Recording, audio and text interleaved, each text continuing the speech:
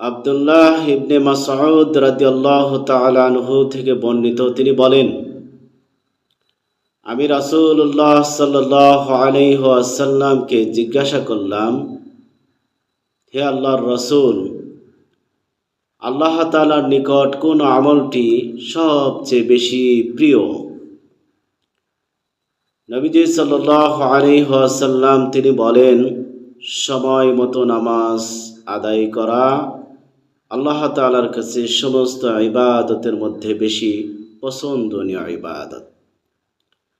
আব্দুল্লাহ ইবনে মাসউদ রাদিয়াল্লাহু তাআলা আনহু বলেন, আমি আবার জিজ্ঞাসা করলাম, ইয়া রাসূলুল্লাহ সাল্লাল্লাহু আলাইহি ওয়াসাল্লাম, তারপর কোন আমলটি আল্লাহ তাআলার কাছে বেশি প্রিয়?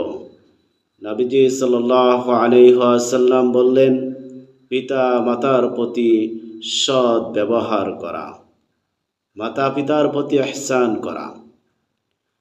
আব্দুল্লাহ ইবনে মাসউদ রাদিয়াল্লাহু তাআলা আনহু তিনি বলেন, আমি আবার রাসূলুল্লাহ সাল্লাল্লাহু আলাইহি ওয়াসাল্লাম তাকে পুনরায় প্রশ্ন করলাম, ইয়া রাসূলুল্লাহ সাল্লাল্লাহু আলাইহি ওয়াসাল্লাম, তারপরে কোন আমলটি আল্লাহ তাআলার কাছে বেশি প্রিয়?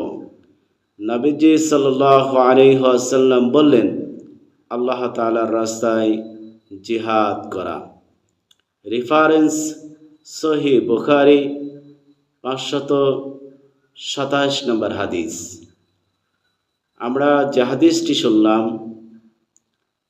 বিশ্বনবী সাল্লাল্লাহু আলাইহি ওয়াসাল্লাম তাকে প্রশ্ন করা হয়েছে কোন আমলগুলি আল্লাহ তাআলার কাছে বেশি পছন্দনীয়। এক নম্বর হলো, তিনি বললেন আল্লাহ তাআলার কাছে পছন্দনীয় ইবাদত হলো নামাজ। মাহে রমজানুল মুবারক মাস, মাহে রমজানে আল্লাহ তাআলার কাছে সর্বাধিক প্রিয় হলো মাহে রমজানের রোজা। আমরা অনেক আছি মাহে রমজান রোজা রাখি, কিন্তু নামাজ পড়ি না। নবীজি সাল্লাল্লাহু আলাইহি ওয়াসাল্লাম বলেন, as-salatu মিফতাহুল জান্নাহ, নামাজ হলো বেহেশতের চাবি। আউয়ালু মা ইউহাসাবু বিহিল আবদু ইয়াউমাল কিয়ামাতিস সালাহ, কিয়ামতের দিন আল্লাহ তাআলা বান্দার কাছ থেকে সর্বপ্রথম নামাজের হিসাব নেবে। যে ব্যক্তি নামাজের হিসাব দিতে পারবে, আল্লাহ তাআলা তার জন্য তার সমস্ত হিসাবকে সহজ করে দিবেন। আসুন আমরা মাহে রমজানে রোজা রাখি এবং 5 ওয়াক্ত নামাজ জামাতের সাথে তাকবীর আউলার সাথে আদায় করি।